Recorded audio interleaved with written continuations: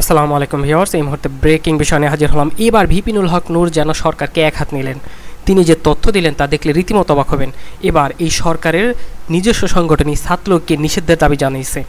সেটা হচ্ছে আমেরিকা, জাতিসংঘ সকলকেই এমন একটি বার্তা দিয়েছেন এবং সেই সাথে আরও কি তথ্য দিচ্ছেন তা জানবেন এই ভিপিনুলের কাছ থেকে।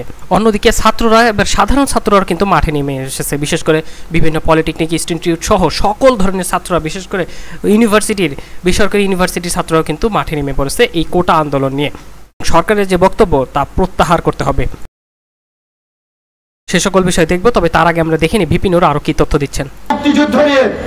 মুক্তিযুদ্ধের নামে তারা ভাওতাবাজি করছে, ভান্ডামি করছে, চুরি করছে, ডাকাতি করছে। এই আওয়ামী লীগ দেশ স্বাধীনের পরে 1972 সালে মুক্তিযোদ্ধাদেরকে হত্যা করিয়েছে, মুক্তিযোদ্ধাদের পেছনে মুক্তিযোদ্ধাদের লেলিয়ে দিয়েছে। বাংলাদেশকে ভারতের একটি করদ রাজ্যে পরিণত করার জন্য মুজিবুর রহমান ইন্দিরা গান্ধীর সাথে গোলামীর চুক্তি করেছিলেন। 41 দিনের অনুমতি দিয়েছিলেন ফারাক্কাবাদ চালুর জন্য। আজকে অর্ধ শত বছর পার হয়ে গেছে। ফারাক্কার কারণে বাংলাদেশের যে 54টি অভিন্ন নদী ভারতের সাথে, আজকে প্রত্যেকটি নদীর গতিপথ পরিবর্তিত হচ্ছে। নব্য হিটলার, শেখ হাসিনার রড বাহিনী, হাতুড়ি বাহিনী, হেলমেট বাহিনী, সন্ত্রাসীদের যে তাণ্ডব, সেই তাণ্ডবের প্রতিবাদ জানাতে তারা এখানে উপস্থিত হয়েছেন। এই জন্য ধন্যবাদ জানাই। এবং এটি হচ্ছে আজকে এই আন্দোলনকারী ছাত্রদের প্রতি আমাদের উদ্যত আহ্বান, সমর্থন। যেটা সুব্রতদা বলেছে, আমরা পুরনো পোস্টমর্টম করতে এখানে হাজির হই নাই।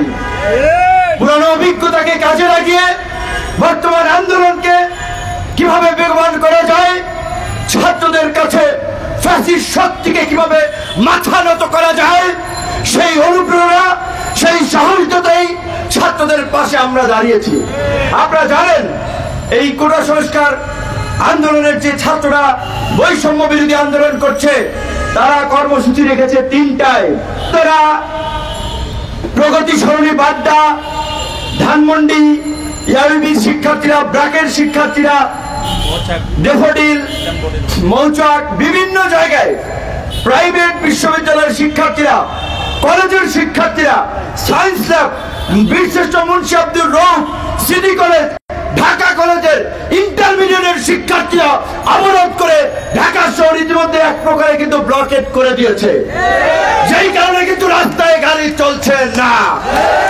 কাজী আন্দোলনকারী নেতৃবৃন্দকে আমরা সাহস দিতে চাই, আহ্বান জানাতে চাই। এই দাবি যে যৌক্তিক, এই দাবি যে ন্যায়সঙ্গত, তার উদাহরণ এই যে সারা বাংলাদেশের মানুষ তোমাদের ডাকের আগেই রাজপথে সংহতির জন্য নেমে গিয়েছেন। তোমরা যখন বাংলা ব্লকেট কর্মসূচি দিয়েছ, অসুস্থ মানুষ হেঁটে গেছে, কর্মজীবী মানুষ পায়ে হেঁটে গেছে, রিক্সাওয়ালা চিৎকার করে বলেছে, আমি রিক্সাওয়ালা গায়ের ঘাম রক্ত পানি করে আমার সন্তানকে পড়াচ্ছি। এইখানে যদি কোটা থাকে, তো আমি রিক্সাওয়ালা আমার সন্তানকে পড়িয়ে কি লাভ?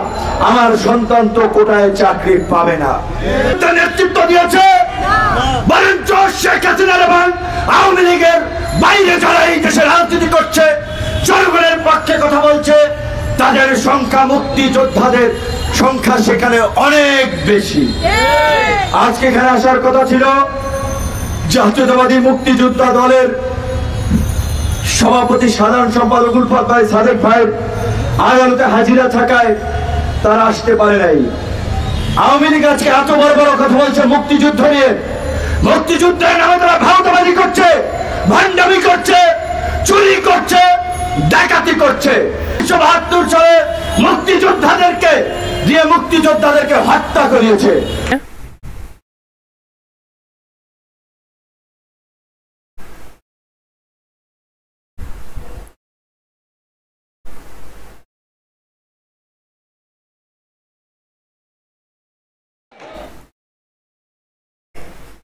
সে ব্যাপক কিছু করতে পারে, সে বিষয়টা কিন্তু আগে থেকে ঘোষণা দেওয়া আছে কোটা আন্দোলনের কারীদের পক্ষ থেকে।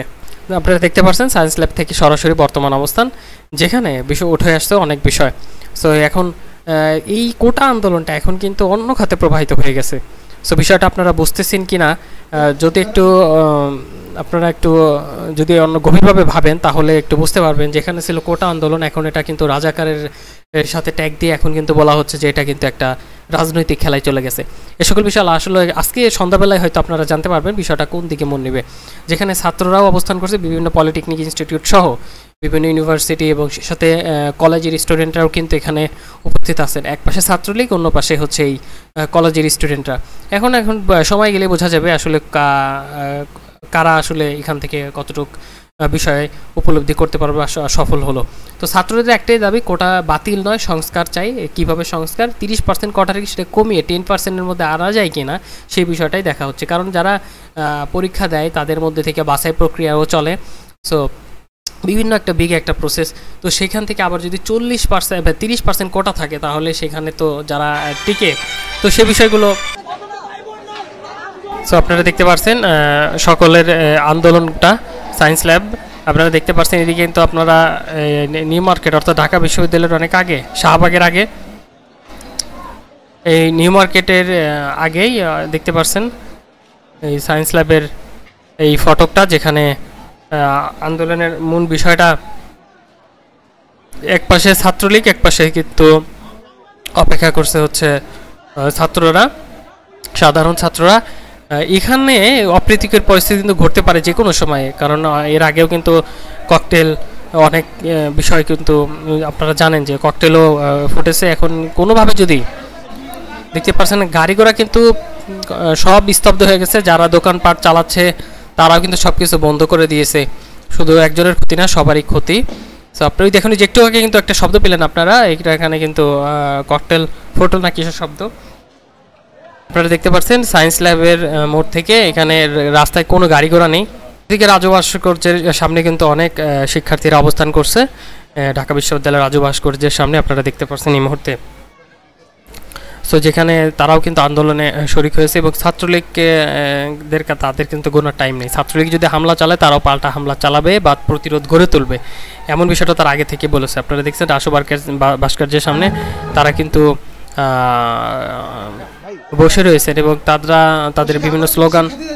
এখন দেখা যাক কোটা আন্দোলনটা কোন দিকে মোড় নেয়, এখন সেটাই বোঝা যাচ্ছে। কোটা আন্দোলন থেমে যাবে কি না আরও কোনো কিছু হবে বা কোটা বাতিল হবে, এ ধরনের কিন্তু আভাস কিন্তু পাওয়া যাচ্ছে না। কারণ সরকার দলীয় সকল কাছ থেকে বলা হচ্ছে যে কোটা আন্দোলন, এই কোটার বিরুদ্ধে যারা বলছে কোটা আন্দোলন, এই বিষয়টা কিন্তু খুবই সেন্সিটিভ বিষয়। তো এখন দেখা যাক কোটা আন্দোলন কতটুক সফল হয়। এখন দিন যত যাচ্ছে এটা যেন একটা রাজনৈতিক একটা পরিস্থিতি ঘটছে, সে বিষয়টা কিন্তু যতই সময় যাচ্ছে ততই বোঝা যাচ্ছে আর কি। তো এই ছিল আজকের এক্সক্লুসিভ এখনকার মুহূর্তের সর্বশেষ একটি তথ্য আপনাদের, যে সায়েন্স ল্যাব মোড় থেকে আপনাদের দেখিয়েছি যে সায়েন্স ল্যাবে টোটালি ব্লকড, সেখানেও কিন্তু ছাত্র এবং ছাত্রলীগ দুজনেই কিন্তু পাল্টাপাল্টি অবস্থানে। এই ছিল আজকের এক্সক্লুসিভ তথ্য এখনকার।